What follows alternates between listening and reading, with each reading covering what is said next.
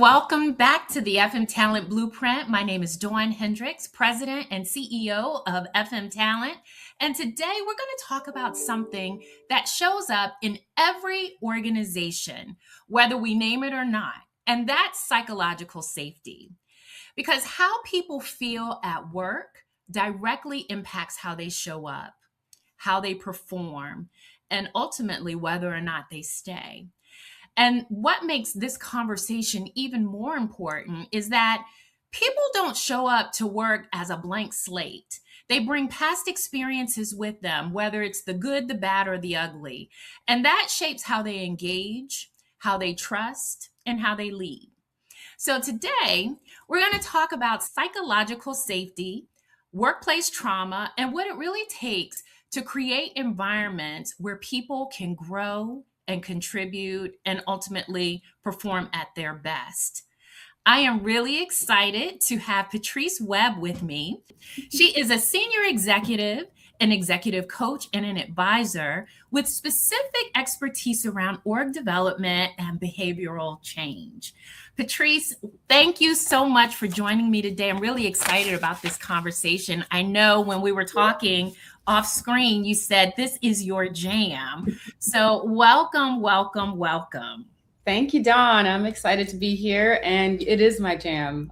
Psychological safety is one of those topics that we experience well before we actually learn what it is. So I'm excited to be able to talk about it here today with you on FM Talent. Well, let's just jump right in at the foundational level. How would you define psychological safety? In the most simplest terms, I would say that it is basically a feeling or a sense of safety, whether you are in the workplace, at home, in any kind of a relational experience. And by safety, it's not so much safety in the traditional sense. It's an inner knowing that you are in a space where you feel that you can be yourself. And so all of that makes it a little bit squishy because it's hard to put your finger on it, but you know it when you feel it or you don't. So let's just talk about the, knowing it when it's there or when it's not there. So let's just talk about what this looks like and how this shows up truly in the workplace. Yeah, so there's been quite a bit of research over the last, since I guess about the mid 50s. Edgar Sheen was Carl Rogers actually in 54 was one of the first psychologists to coin it. And it was psychological safety with yourself. Recognizing that one of the things that can hold us back as human beings is self-judgment. If you think about how many times you bought the perfect outfit or you opened up to yourself and said, I'm going to do this thing differently. And then you judged yourself or you smalled yourself or you doubted yourself. And so by coining that term, psychological safety for the self, was really the first time that we started to understand that we can put limitations on ourselves. And then expanding a little bit broader into the workspace was Edgar Sheen, and talked about in organizational studies, if you will. And so then you're talking about team dynamics. And when you're no longer just with yourself, but then you're influenced by other people and what they might project onto you, which we can go into later, which is their own stuff projecting onto somebody else, which we tend to do as human beings, that can also contribute to us smalling ourselves and what that can feel like. And then moving a little bit even closer to where we are today in 2026, In the 1990s, Amy Edmonds talked about safety in teams. And then there's been additional research even since then. The experience that we all went through just a few years ago with COVID turned all of this stuff on its head. And now we've got all of these different experiences of what does it mean to actually be safe in any sense of the word. And the psychological safety, especially, still comes back to the most important understanding, which is that safety is an inside game. It is incredibly influenced by the things we experience externally, but safety really is about the inside. And to your question, what does that mean? In the workplace, is there availability for me to ask questions, to say, I need a little help. I don't understand what you're asking me to do, or I don't understand how what I'm being asked to do rolls up to the ultimate goal of the team. It could be, do I feel safe enough to contribute my ideas, even if I'm not 100% that my ideas might actually be taken, so it's a little bit of a risk to be able to throw an idea out there. And so that's wondering, does your management, does your direct supervisor have psychological availability? Yeah. Do they have the capacity? If you are subordinate, does your manager have the capacity to hold space for what you might be bringing to the table? At the same time, as a manager, do you have psychological availability to provide that space to your subordinates?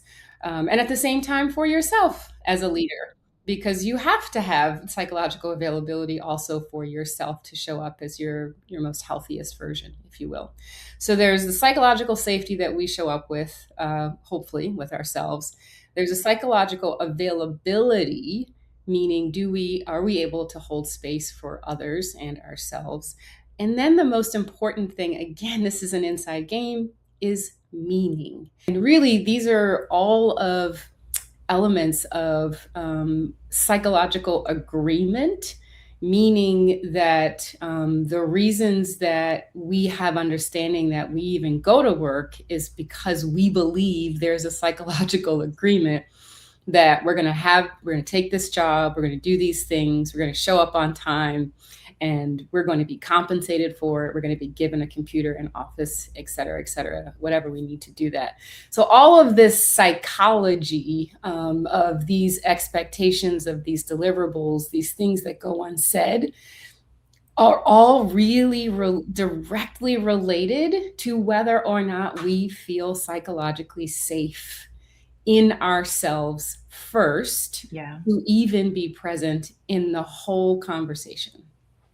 There is so much I want to say just based on that. And I'm trying to keep it, I want to just kind of, take this, step this so that we can really unpack this in a very methodical way. So let me just start here.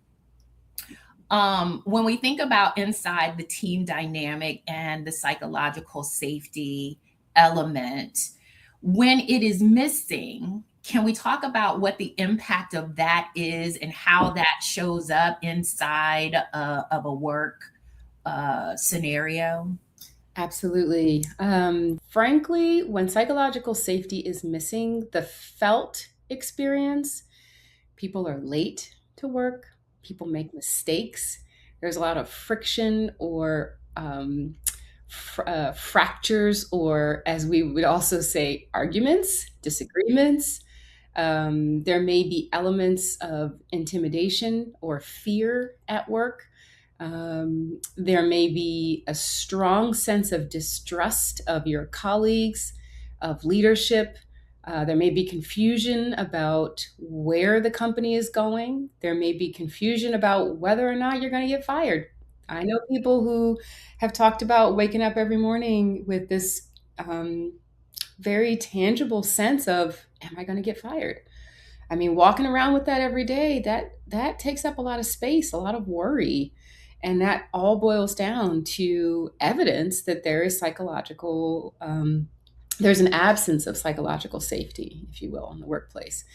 In terms of the impact on the business, when you do things like employee engagement surveys, you'll see it also come up because there is a dollar and cents there's dollar and cents evidence when there is a lack of psychological safety. Things get broken, mistakes get made, deadlines get missed, and there is typically no ownership because people are afraid. Yeah, yeah. Let's talk about a high performing team or a place where there is psychological safety, where that felt experience is safe. What does that look like in a real life scenario? So it's funny how you ask this question. So high performers are great to have, right? They are typically easy to find meaning, as I was saying before, the psychological agreement. They will find meaning. They will confirm their meaning. They understand why they come to work. And if they're not clear, they will ask questions. They will seek out the leadership to get clear. They will seek out whatever they need to get resources to feel supported at work, typically. However, if those folks aren't nurtured and don't continuously receive the support that they're seeking, they can also get to a place of burnout. If the high performer is constantly overtaxed and expected to be a high performer at all times, at all costs, that person can also burn out and then be on the other side of the pendulum, and they start to get into that unsafe place. So I just want to call that out, that a high performer is not high performer on their own. They have to be nurtured, and that has to be built into the organizational culture. But going back to your question, high performers are so desirable because of that, because they tend to be okay asking for what they need. High performers can typically be okay or have a higher tolerance dealing with a bit of ambiguity because they're clear on their meaning in terms of why they're there. And they are really the ones who are not afraid of taking the lead when there might be a little bit of grayness, and to get everybody else in order to say, let's just move forward. We know the direction we're going in. We have our KPIs, or we identify our KPIs, and we just keep going. And so those are the folks who can actually help to protect the psychological safety at work until they can't, as I was given an example before, right? I mean, we're all human beings. Like, none of us are perfect. We are all absolutely, fallible. And that just should never be forgotten, is that we have to continue to feed a healthy culture with whatever it takes to keep the culture fresh and fertile with elements to support psychological safety. You have fed directly into my next question, which really is around leadership. Because what you're talking about, these things creating this environment, it doesn't really happen by osmosis. It is something that has to be cultivated and nurtured and very intentional around. So, my question really to you is, what is the role of the leader in creating the psychological safety? And where do some leaders, get this wrong? Yeah. I'll share a story with you. In my first corporate role, to say that I was nervous is an understatement, because the CEO of this company, Fortune 500, global publicly traded company, came to visit the office and meet with everyone. And he asked me a question. I don't know what he asked everybody else. He met with everybody one-on-one, but he asked me a question that had nothing to do with my direct responsibilities, but it was a question about my thoughts on the impact of the business. Now, because it was my first corporate role, I was gobbling up every bit of information that I could. And it wasn't about me having a specific answer. It was more about my opinion. He wanted to know basically if I cared about the company. And so the response I gave to him was reflective of that. And he said to me, "What would you need to play a role in making that happen?" And I responded, "The freedom to move, to be able to contribute." And that's exactly what I got. And so that taught me very early on the importance of caring about what other people needed to be successful. And even though at that time I was an individual contributor, I wasn't responsible for anybody, and I shouldn't have been. It was my first corporate job. But the CEO took time out of his schedule to come down and let me know that what I did contribute and what I could contribute mattered to the entire company. So he was the tangible example for me to understand what was expected of me, and he modeled the way. And that's how I then performed. That's how I've been performing out of the rest of my career. It matters for people to really feel that they matter. And, the basic purpose of life is to be seen and heard. And people will do all kinds of things to be seen and heard, right? We've seen the emergence of social media influencers and all these new jobs that didn't exist, 15, 20 years ago, because people want to be seen and heard. In the workplace, it's no different. So for leaders to make sure that part of their leadership style, if not the biggest part, is making sure that their people feel seen and heard in an authentic way, not in a check the box way, in a way that people can feel it. And we all know the difference when you're talking to somebody and they're thinking about what they have to do next, or they want to pick up their phone or look at their Apple Watch or whatever, versus the leader who says, I have a busy day, but I have 5 minutes to be focused with you. That is meaningful. That is meaningful. Yes. And they're dialed in, right? And they're dialed in. Exactly. Yes. That is huge. So incorporating being present for your staff, and therefore modeling that way such that it is really part of the culture, regardless of whatever else might be happening, because it is the team. It is the full body of the team of any organization that makes that company successful or not. That's right. Wow. So you've given us kind of a framework of what psychological safety is, how to kind of create it inside a work environment. And so now I'm going to throw a monkey wrench in this, because we are dealing with people. Yes. And so I want to talk about workplace traumas, and this being how people show up. And so actually, before I go into that, let's talk about what workplace trauma is. And then I'll go into some questions around how people show up that have some of these traumas and how we lead them. Yeah. Well, trauma in general, in the most simplest form, I would agree with this definition that it is anything that you are not able to process, anything your nervous system cannot process. So trauma in general, small t, big T, could be anything from being disappointed in something, to the biggest, a big T would be the loss of life, or learning about the potential loss of life. So when you put that in context in the workplace, it could be anything from not being given an opportunity to speak up, not being given an opportunity to contribute to an ideation session, not being invited to a meeting that you were previously part of, not being invited to participate on a team that you thought you would or should be part of. Could be anywhere from a small t to a middle T, depending on where it lies in your strategy for success at work. To a bigger T at work could be missing a deadline for a very valuable client. It could be not doing well at a presentation that costs the company money. It could be breaking something, that was of value for the company. In the space, we're in DC, so in the policy space, it could be not meeting legislative goals, depending again on how the company looks at all of these pieces.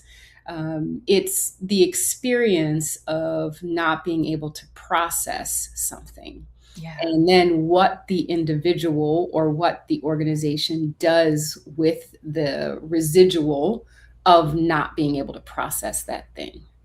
Got it. So you've given us examples of what can cause or create the trauma. inside a work context. And I'd be remiss not to say that some of these traumas that people show up with are around family, and I mean, in their personal lives as well. So people come as a full package of things that really shape their perspective. But from what you just talked about in a workplace, what impact does it have on the people? Actually, I'll say it different. What is the impact in work of people that are coming with a work trauma? Like, how does that show up? So, with respect to the example, there's the things that can happen at work. And then to your point, there's the things that people bring to work, right? Because we are humans and we tend to pack our bags and travel with them. It is important that we have an understanding of what's in our bags. But that's really hard. And most of us don't want to know. We don't want to think about what's in our bags. We just want to keep moving. In a fuller context of this conversation around psychological safety, I'm going to respond to the question. There's a lot of danger in that concept. When we are not paying attention to what we're bringing with us when we go into the workplace, it at times can be one of the most unnerving experiences because we're not in control of what else other people might be bringing into the workplace. So when that happens, and if the organization is not already prepared with a culture that is elastic in the sense that there is language for people to say, I need a timeout. I need to take the rest of the day. I have some things happening, or I need to work from home for whatever reason, a hybrid schedule. If the organization doesn't have measures built in to recognize that life happens, it can be tricky. It is important that, again, back to the individual, we also have to take good care of ourselves to recognize that when we are in a season, because it happens to all of us, we are in a season and that season is such that our luggage, if you will, doesn't have a lot of space left in it. Maybe we need to think ahead. Maybe I should try to do, see if I can do 4-day work days for the next 3 weeks or whatever it is and talk to my boss. I don't know. I know that not every organization has this kind of elasticity or capability, if you will. However, you don't know unless you ask. And what I'm saying is not to be taken dismissively. I recognize that not every organization, nor every individual, nor every leader is capable of being as forward as what I'm saying. So what I'm saying, take that with a grain of salt from someone who is looking at it as an organizational scientist, who is also an employee, who is also a consultant, who also understands the importance of taking care of yourself. So, because I understand the risk when you don't. When you have a powder keg of a situation such that a leader is packed to the gills with their own personal traumas, walking into an organization where they're the leader and they have brought that trauma, personal stuff, to the office, and more than likely it's spilled over, whether they realize it or not, and they probably don't. Maybe they do, but they're not sure what to do with it. And now everybody in the organization has been impacted by it, but nobody knows how to say anything because what do you say to the leader?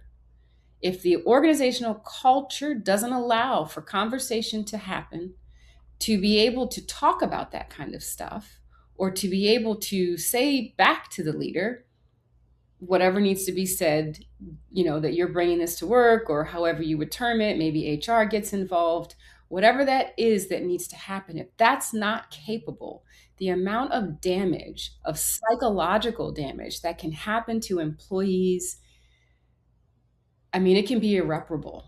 And Yes. then people take it home, and it wasn't even theirs to begin with.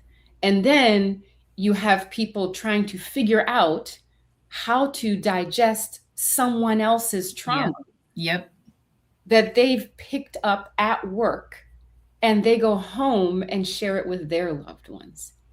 Yep. And it becomes a whole It's a cycle. snowball. It's a It's a snowball effect Yeah. that, yeah, draws people into something that wasn't even their own thing. So, Patrice, I really want to ask the question because I think this is really at the epicenter of this because I don't know that people recognize, oh, or they'll lay, that they can call it out to say, I need to take a step back. So, what would be some of the clues that there needs to be some self reflection, kind of to be able to understand why I'm feeling this way, why anxiety is coming up, why I'm snappy, so whatever those things are that cause people to show up in what I'll call untoward ways. What are some things that people should be doing to be able to start processing through that? Yeah.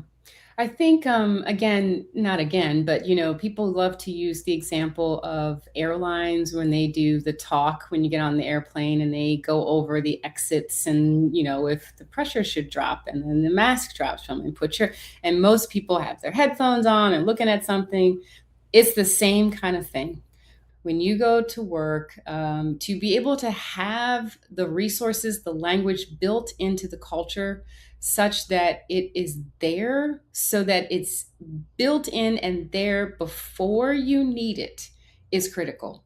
Trying to put in language to give people a way to ask for a pause, a timeout, a way to decompress in the heat of the moment is incredibly difficult. When it comes to leadership, this is part of what makes a good leader great, to be able to have the foresight to understand that there's going to be these moments. So build it in when it's quiet so that people understand how to utilize these resources. Um, Not to bring up horrible tragedies, but we've had enough of them happen, that we understand that things will happen.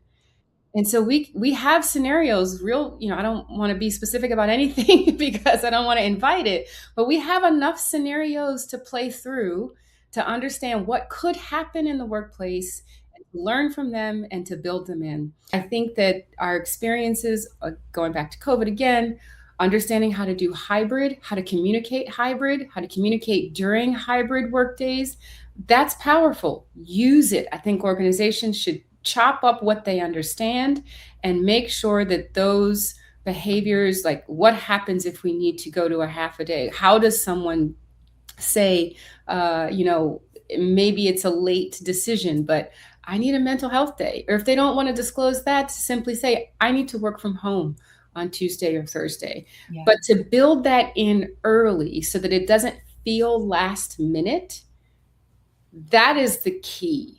And that needs to come from the top, frankly.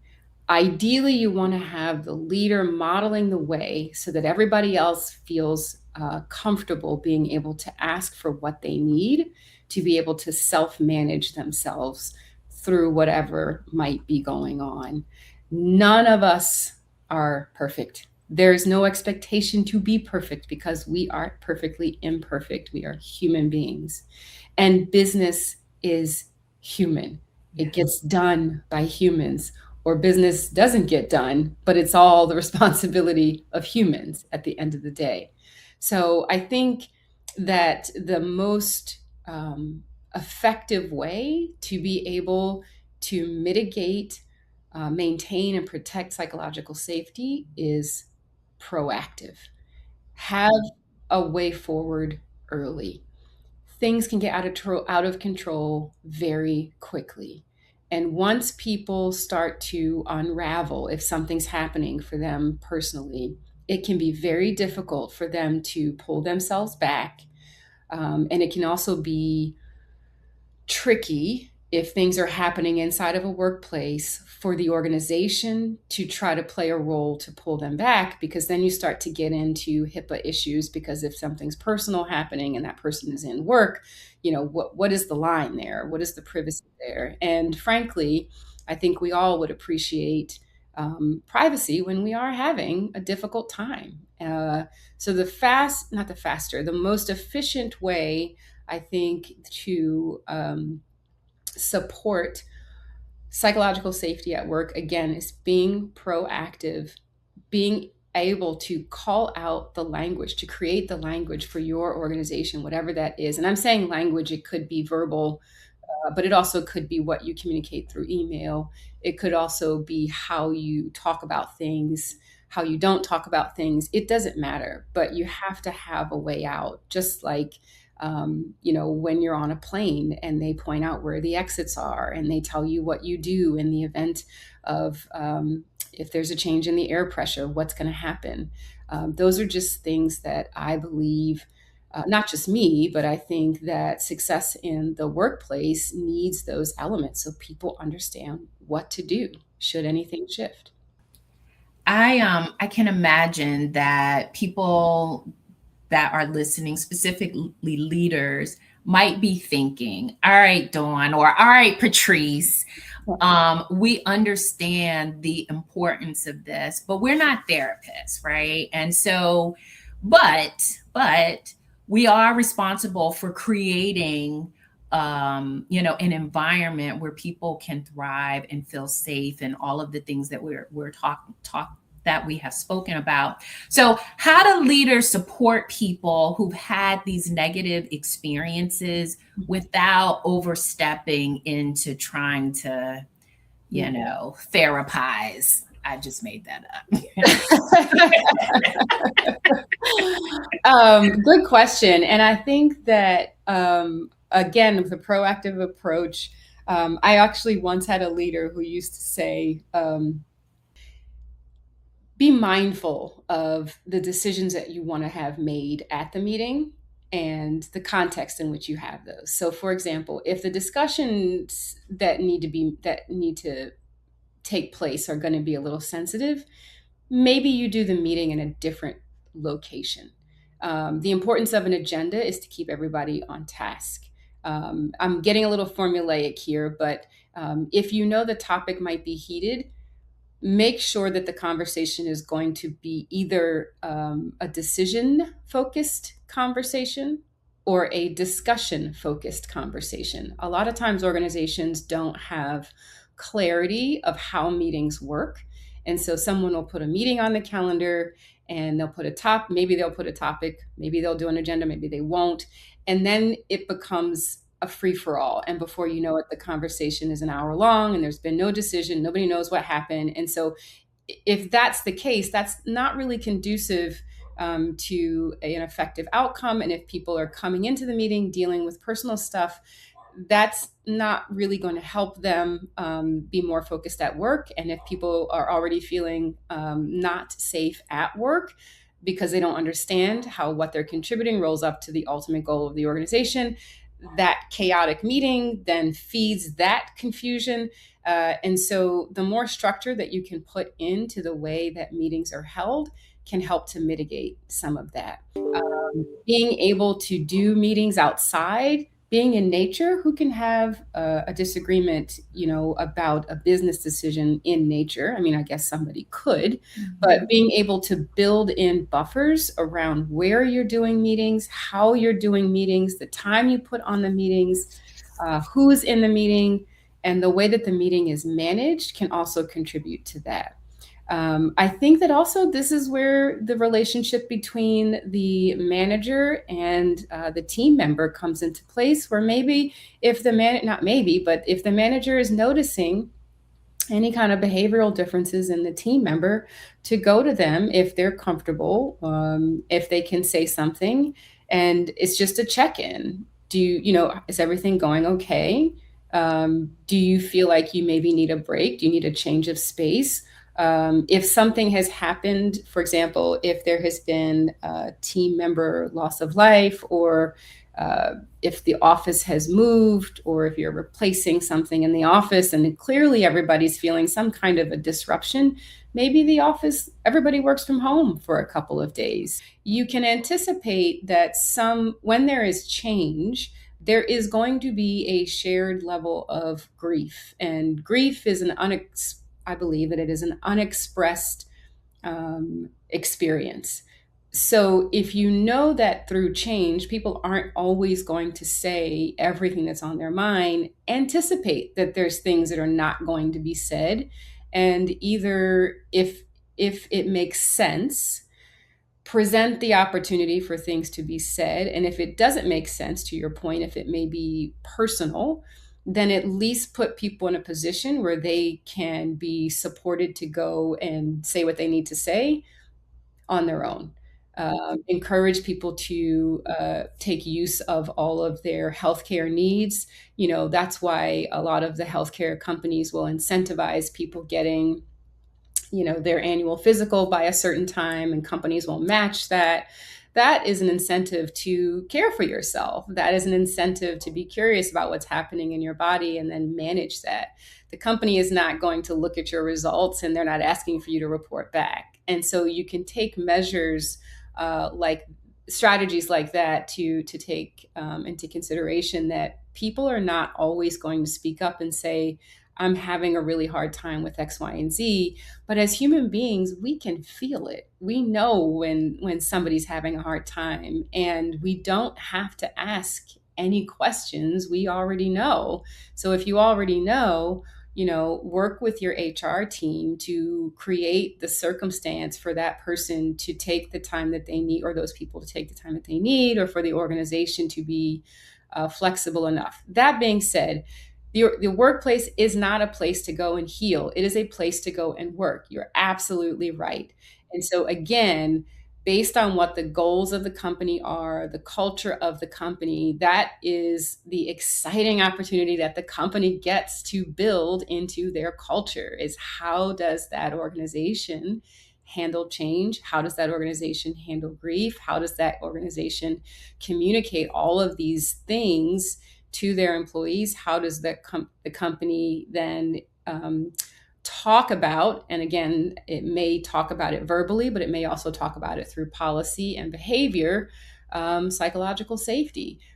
But these things should absolutely be part of the conversation that leadership is having with HR. They should not be left up to happenstance. They should not be part of default culture, which does happen. There's the established culture, and then there's the default culture that happens. But these life circumstances that we know will happen, those elements should be intentionally built into the culture, because at the end of the day, because business is human, if the care for the humans is not part of the business strategy of success, it will be part of the business strategy for failure. So when I think about this, what is so, I think the thing that that I hear so strongly is that a lot of this stuff, when we're dealing with the care of individuals and talking about people, it really is based on trust at its core. Creating a trusting environment at its core, and demonstrating what trustworthiness looks like at its core. And so if that is in fact true, how do we build trust inside a team? There's so much research around trust and how you build trust. And you're right. It is critical. And again, it goes back to the individuals. Hopefully everybody trusts themselves, number one, to show up and do their job, and do their job well, and have pride in doing their job. And then that spills over to what they're contributing to the organization and to the organizational culture. It takes time to build trust, and unfortunately, it does not take as long to build as it does to destroy it. And there's been a number of organizations, especially a lot of them in the consumables industry, where things have happened and consumers have lost trust in companies. Some of those companies have been able to rebuild it, but it takes time. And when you're talking about the dynamic between employees and leaders inside of the workplace, because we're observing each other so much of the time, it's about continuous observed behavior. It's the consistency, frankly. It's whether or not we feel that the other is on the same path that we are. And that goes back again to the psychological safety, right? The psychological safety, if I didn't say it before, and I don't know that I did explicitly, the psychological safety that leaders make available for employees, it goes both ways, because leaders also need to feel psychological safety at work, that the employees are going to show up and do their job and take care of all the resources that the leaders provide to them as well. So if I didn't say that before, I want to make sure that I say that it's a two-way street, if you will. And so that's where that trust comes in. And when trust is present, flourishing happens, ideas, innovation comes to play, and problems get solved. Efficiency, happens. Collaboration happens. Creativity is just, tantamount to everything. It just is weaving in and out, and there's a sense of ease because people feel valued, regardless of what your title is. And being seen and feeling valued and appreciated and producing and trusting where you are and seeing the fruits of your labor and enjoying success, that also is part of both breeding and the establishment and maintenance of trust. And so that is how you build it over time. And then once you build it, you also have to take care of it. That's right. You got to cultivate it. Well, what I'm taking away from this conversation is that psychological safety isn't about being, quote unquote, comfortable. It's really about creating an environment where people can contribute, where they can grow, where they can perform. Because when people feel safe, they speak up. And so this is what you just said. And when they speak up, they solve problems faster. And when they solve problems faster, we perform better as the collective we. And so I've got one last question for you, Patrice. What is one mindset shift that you would recommend around this topic, around psychological safety and having that inside the work ecosystem? Let's see how to say this succinctly. I think that some people think that to be successful, there's a level of conformity that you have to participate in. And I would say that you do have to learn how things work, if you will. But I think what's more important is to bring your creativity. So there's a respect for the way that the mission of the organization, and then there's also a respect for the creativity that you can bring to the organization to enhance the mission. Yes. And that is a result of you bringing your own psychological safety that can then be amplified at work. So that would probably be the mindset shift, is you matter. Yes. Yes. This has been such a powerful conversation, and honestly, a very important one, because leadership isn't about just driving results. It's about creating the environment where those results are possible. And so I just want to thank you so much, Patrice, for joining me today, for sharing all of your infinite wisdom around this particular topic. And I want to create space for you so that if people want to get in contact with you, that they are able to. So can you share how they can? Yeah. Well, first, thank you for inviting me to the table, Dawn. It's been lovely having this conversation with you. And you're right, it is a critical conversation. So thank you. And yes, if people would like to have a conversation, perhaps work with me through coaching, you can reach me at Patrice, Patrice, at Indwelling Consulting, and that's INDWELLINGCONSULTING .com. And I believe there'll be a link put up.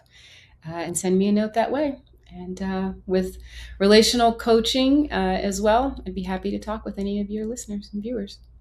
All right. Well, thank you again. And I want to thank you all for joining us on the FM Talent Blueprint. And until next time, take care and keep building environments where everyone can thrive.